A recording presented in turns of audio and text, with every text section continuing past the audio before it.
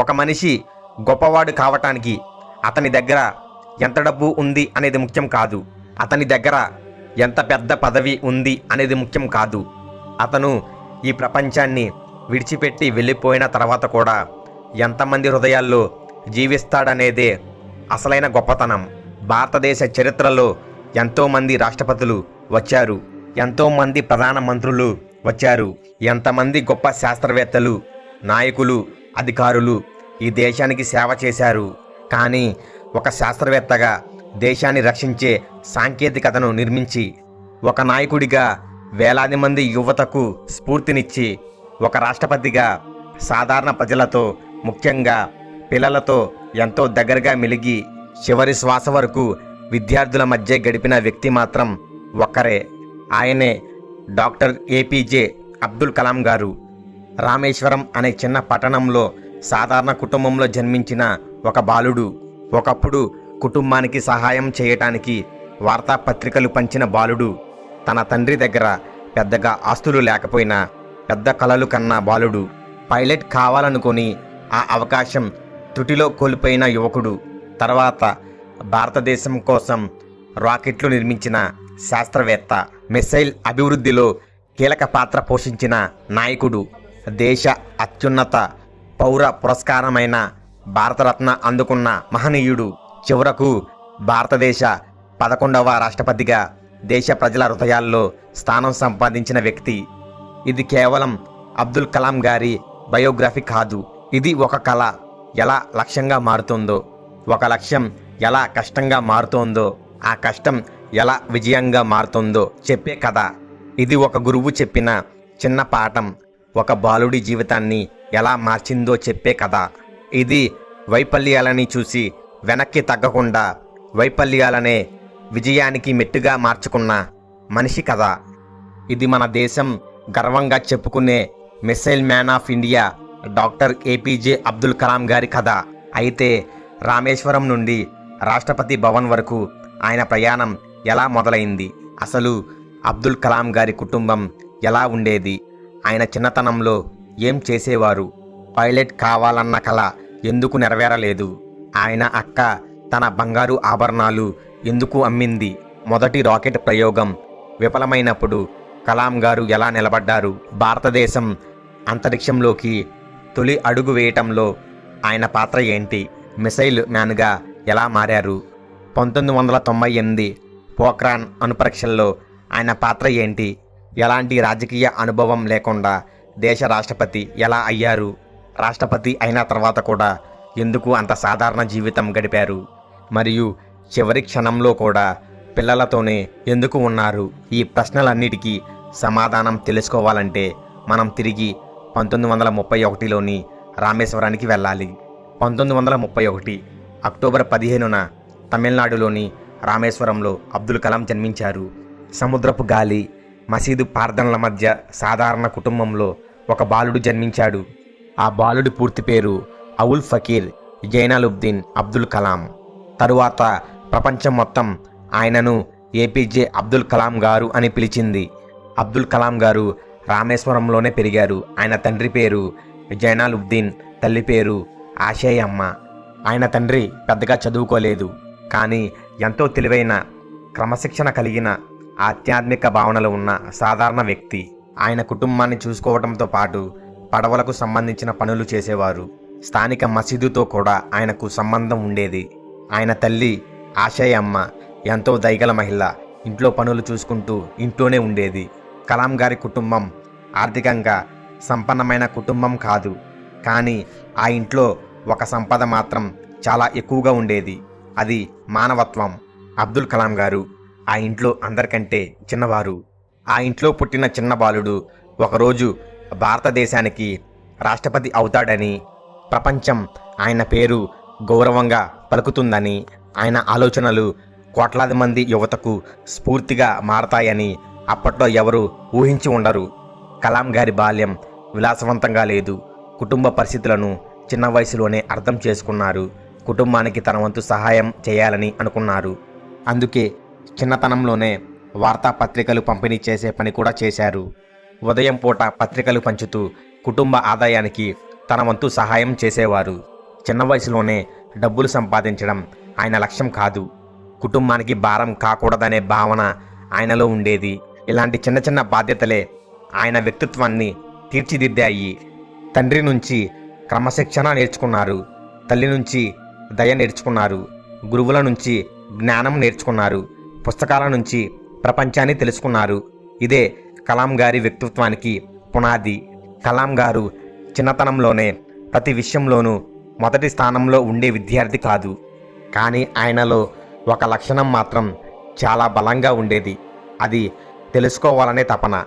కొత్త విషయం కనిపిస్తే దాని వెనక కారణం ఏంటి, ఇది ఎలా పనిచేస్తోంది, ఇది ఎందుకు జరుగుతుంది అని ఆలోచించేవారు. గణితం, భౌతిక శాస్త్రం వంటి విషయాలపై ఆయనకు ఆసక్తి పెరిగింది. కలాం గారు రామేశ్వరంలోని ప్రాథమిక విద్యను అభ్యసించి తర్వాత రామనాథపురంలో హయ్యర్ సెకండరీ స్కూల్లో చదువుకున్నారు.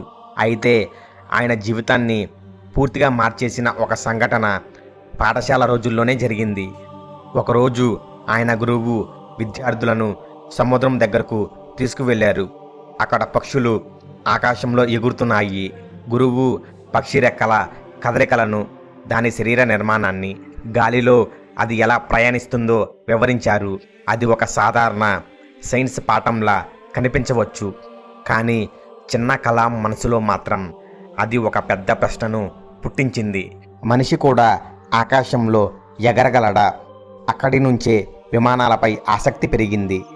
ఆకాశంలో ఎగరటం ఆయన కలగా మారింది. ఒక మంచి గురువు ఒక విద్యార్థి జీవితాన్ని ఎంతగా మార్చగలడో కలాం గారి జీవితం అందుకు గొప్ప ఉదాహరణ. కలాం గారి కళ ఇప్పుడు స్పష్టంగా మారింది. నేను పైలట్ కావాలి, ఆకాశంలో విమానం నడపాలి, దేశం కోసం పనిచేయాలి. అందుకోసం ఆయన చదువును కొనసాగించారు. అప్పుడు తిరుచిలోని సెయింట్ జోసెఫ్ కళాశాలలో చేరాడు. అక్కడ భౌతిక శాస్త్రంలో డిగ్రీ పూర్తి చేశారు. 1954లో ఆయన ఫిజిక్స్లో కూడా డిగ్రీ పొందారు. ఆ తర్వాత తన ఆసక్తి పూర్తిగా విమాన రంగంలో ఉందని గుర్తించి మద్రాస్ ఇన్స్టిట్యూట్ ఆఫ్ టెక్నాలజీలో ఏరోనాటికల్ ఇంజనీరింగ్ చదవాలని నిర్ణయించుకున్నారు. కానీ ఇక్కడ మరో సమస్య ఎదురయ్యింది, డబ్బు. ఎంఐటీలో చదవడానికి అవసరమయ్యే ఫీజు కలాం గారి కుటుంబానికి పెద్ద మొత్తం. ఆయన తండ్రి అంత డబ్బును వెంటనే చెల్లించలేని పరిస్థితి. కలాం గారి కళ ఒక అడుగు దూరంలో ఆగిపోయే పరిస్థితి. అప్పుడు ఆయన కుటుంబం ఆయన వెనక నిలబడింది. ఆయన అక్క తన బంగారు గాజులు అమ్మి డబ్బులు ఇచ్చినట్టు కలాం గారు చెప్పారు. ఆ సంఘటన కలాం గారి మనసుపై చాలా పెద్ద ప్రభావం చూపింది. నా కుటుంబం నాపై పెట్టుకున్న నమ్మకాన్ని నేను వృధా చేయకూడదు అనే ఆలోచన ఆయనలో మరింత బలపడింది. అక్కడి నుండి చదువు ఆయనకు కేవలం ఒక కోర్సు కాదు, అది కుటుంబం తనపై పెట్టుకున్న నమ్మకానికి సమాధానం. ఎంఐటీలో ఆయన ఏరోనాటికల్ ఇంజనీరింగ్ చదివారు. చదువులో ఒకసారి ప్రాజెక్ట్ పనిలో ఆలస్యం కావడంతో ఆయనకు స్కాలర్షిప్ రద్దు చేసే హెచ్చరిక వచ్చింది. కానీ కలాం గారు రాత్రింబవళ్ళు కష్టపడి ప్రాజెక్టును పూర్తి చేసి తన సామర్థ్యాన్ని నిరూపించారు. ఇది ఆయన జీవితంలో మరో ముఖ్యమైన పాఠం. చివరికి ఆయన చదువు పూర్తయింది. ఇప్పుడు తన చిన్ననాటి కలను నెరవేర్చుకోవాల్సిన సమయం వచ్చింది. పైలట్ కావాలి, భారత వైమానిక దళంలో చేరాలి. కానీ ఇక్కడే జీవితంలో పెద్ద మలుపు వచ్చింది. పైలట్ ఎంపికలో పరిమిత స్థానాలు మాత్రమే ఉన్నాయి, 8 స్థానాలు. కలాం గారికి వచ్చిన ర్యాంక్ 9. అంటే కేవలం ఒక స్థానం తేడాతో ఆయన పైలట్ అయ్యే అవకాశం కోల్పోయారు. ఆ క్షణం ఆయనకు ఎంత బాధ కలిగిందో ఊహించండి. చిన్నప్పటి నుండి చూసిన కళ, ఆకాశంలో ఎగరాలన్న కోరిక.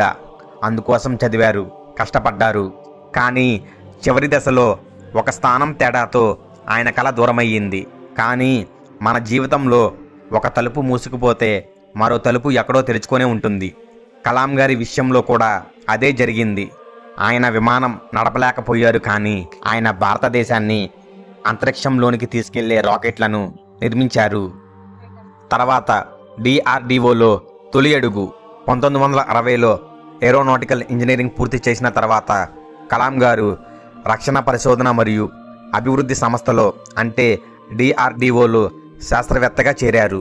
అక్కడ ఆయన భారత సైన్యం కోసం చిన్న ఓవర్ క్రాఫ్ట్ వంటి ప్రాజెక్టులపై పనిచేశారు. కానీ కలాం గారి మనసు ఇంకా ఆకాశం వైపే ఉంది. విమానాలపై ఆసక్తి ఉంది. రాకెట్లపై ఆసక్తి ఉంది. అంతరిక్షంపై ఆసక్తి ఉంది. ఆ సమయంలో భారత అంతరిక్ష కార్యక్రమాలని దిశానిర్దేశం చేసిన గొప్ప శాస్త్రవేత్త ప్రొఫెసర్ విక్రమ్ సారాభాయ్ కలాం గారికి ఆయనతో కలిసి పనిచేసే అవకాశం వచ్చింది. అదే ఆయన జీవితాన్ని మరోసారి పూర్తిగా మార్చేసింది. ఇస్రో వైపు ప్రయాణం తర్వాత 1969లో భారత అంతరిక్ష పరిశోధన సంస్థ అయిన ఇస్రోలో చేరారు. విక్రమ్ సారాభాయ్, సతీష్ ధావన్, బ్రహ్మప్రకాష్ వంటి గొప్ప శాస్త్రవేత్తలతో కలిసి పనిచేసే అవకాశం ఆయనకు లభించింది. భారతదేశం అప్పట్లో అంతరిక్ష సాంకేతికతలో ప్రపంచంలోని అగ్రదేశాలపై ఆధారపడాల్సిన పరిస్థితిలో ఉంది. కానీ కలాం గారి ఆలోచన వేరు. మనమే తయారు చేయాలి. భారతదేశం సొంతంగా రాకెట్ తయారు చేయాలి.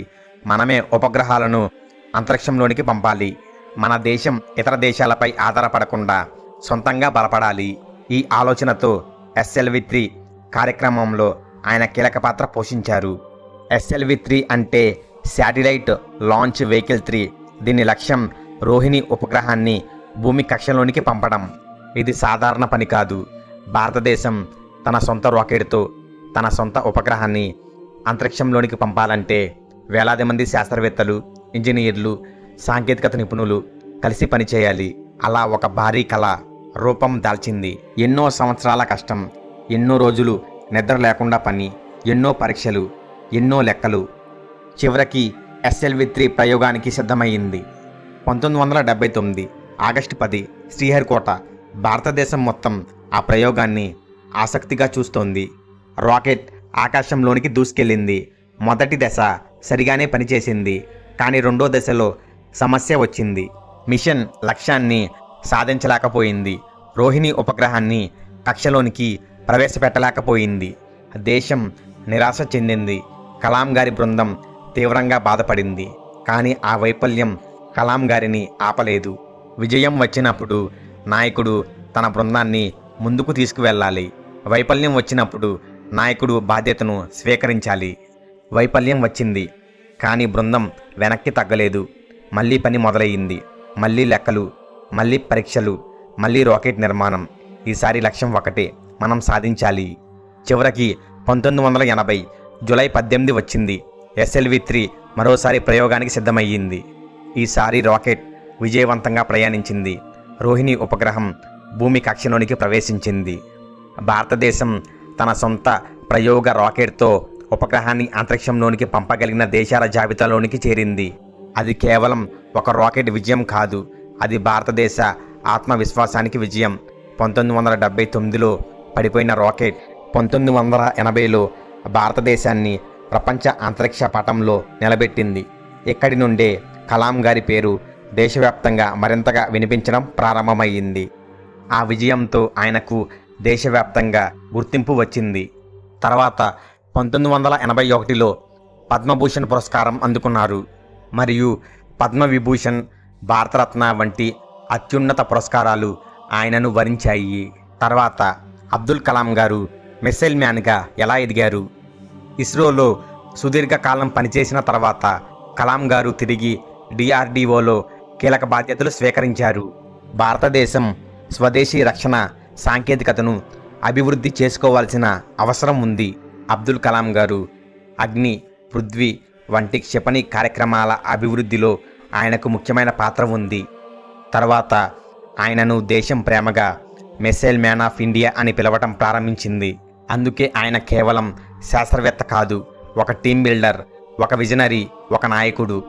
కలాం గారి నాయకత్వం గురించి మాట్లాడుకునేటప్పుడు సతీష్ ధావన్తో జరిగిన SLV-3 సంఘటన తప్పకుండా గుర్తుంచుకోవాలి. విజయం వచ్చినప్పుడు బృందానికి క్రెడిట్ ఇవ్వాలి, వైఫల్యం వచ్చినప్పుడు బాధ్యతను స్వీకరించాలి. ఇదే ఆయన నాయకత్వ తత్వంగా మారింది. ఆయనతో పనిచేసిన అనేక మంది వ్యక్తులు కూడా కలాం గారి ప్రశాంతత స్వభావాన్ని, ఇతరులను ప్రోత్సహించే తీరును గుర్తు చేసుకున్నారు. అతను గొప్ప శాస్త్రవేత్త అయినా తన చుట్టూ ఉన్నవారిని చిన్నచూపు చూడలేదు. ఒక జూనియర్ ఉద్యోగి దగ్గర మంచి ఆలోచన ఉంటే దానిని వినేవారు. ఒక విద్యార్థి ప్రశ్న అడిగితే ఓపికగా సమాధానం చెప్పేవారు. అందుకే ఆయన దగ్గర పనిచేసిన అనేక మంది ఆయనను కేవలం బాస్గా కాకుండా మెంటర్గా గుర్తుంచుకున్నారు. తర్వాత 1998 అటల్ బిహారీ వాజ్పేయి ప్రధానమంత్రిగా ఉన్న కాలం. రాజస్థాన్లోని పోఖ్రాన్ ప్రాంతంలో భారతదేశం అణుపరీక్షలు నిర్వహించింది. ఈ న్యూక్లియర్ టెస్టులకి operation laughing Buddha, operation Shakti అని పేర్లు పెట్టారు. ఇంటర్నేషనల్ స్పేస్ స్టేషన్ చూస్తున్నప్పటికీ దాని కళ్ళు గప్పి అబ్దుల్ కలాం గారు న్యూక్లియర్ టెస్ట్ను విజయవంతంగా పూర్తి చేశారు. ఆ సమయంలో ప్రపంచం మొత్తం భారతదేశం వైపు చూసింది. ఈ పరీక్షల తర్వాత భారతదేశం తన వ్యూహాత్మకత సామర్థ్యాన్ని ప్రపంచానికి చూపించింది. కలాం గారి పేరు మరోసారి దేశవ్యాప్తంగా మారుమోగింది. ఇప్పటికే ఆయన శాస్త్రవేత్త, ఇప్పుడు ఆయన జాతీయ స్థాయి నాయకుడిగా కూడా ఎదుగుతున్నారు.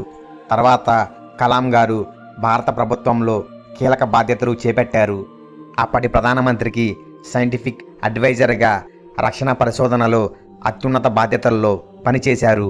తర్వాత రాష్ట్రపతి పదవి పిలుపు 2002 భారతదేశ రాజకీయాల్లో ఒక ఆసక్తికరమైన పరిణామం. అబ్దుల్ కలాం గారి పేరు రాష్ట్రపతి అభ్యర్థిగా ముందుకు వచ్చింది. అప్పుడు ప్రధాని అటల్ బిహారీ వాజ్పేయి, కాంగ్రెస్ సహా పలు పార్టీల నుండి కూడా ఆయనకు మద్దతు లభించింది. 2002 జూలై 25న రాష్ట్రపతిగా పదవి బాధ్యతలు స్వీకరించారు. 2007 జూలై 25 వరకు ఆయన రాష్ట్రపతిగా కొనసాగారు. రాష్ట్రపతి అయిన తర్వాత కూడా కలాం గారు ప్రజలకు దూరంగా ఉండలేదు. ప్రత్యేకంగా పిల్లలు, విద్యార్థులు అంటే ఆయనకు ఎంతో ఇష్టం. రాష్ట్రపతి భవన్లో ఉన్నప్పటికీ పాఠశాల విద్యార్థులతో మాట్లాడడానికి ఆసక్తి చూపేవారు. విద్యార్థులు అడిగే ప్రశ్నలను చాలా సీరియస్గా తీసుకునేవారు. వారి కలలను ప్రోత్సహించేవారు. అందుకే ప్రజలు ఆయనను ప్రేమగా పీపుల్స్ ప్రెసిడెంట్ అని కూడా పిలుస్తారు. ఆయనకు చిన్న పిల్లల నుంచి ఉత్తరాలు వచ్చేవి. స్వయంగా అబ్దుల్ కలాం గారే ఆ ఉత్తరాలకు జవాబు రాసేవారు. విద్యార్థులతో మాట్లాడేవారు. పాఠశాలకు వెళ్ళేవారు. యువతతో ప్రశ్నలు సమాధానాలు చేసేవారు. అతని ఆలోచన ఒకటే, దేశ భవిష్యత్తు యువత చేతుల్లోనే ఉంది అని. కలాం గారి వ్యక్తిగత జీవితం గురించి మాట్లాడితే మనకు ఆశ్చర్యం కలుగుతుంది. దేశ అత్యున్నత పదవుల్లో ఒకటైన రాష్ట్రపతిగా ఉన్నప్పటికీ ఆయన వ్యక్తిగత జీవితం చాలా సాధారణంగా ఉండేది. అతిగా ఆడంబరం ఆయనకు ఇష్టం లేదు. అవసరానికి మించిన వస్తువులను కూడబెట్టుకునే స్వభావం లేదు. ఆస్తుల కన్నా పుస్తకాలకు ఎక్కువ విలువ, పదవుల కన్నా ప్రజలకు ఎక్కువ విలువ.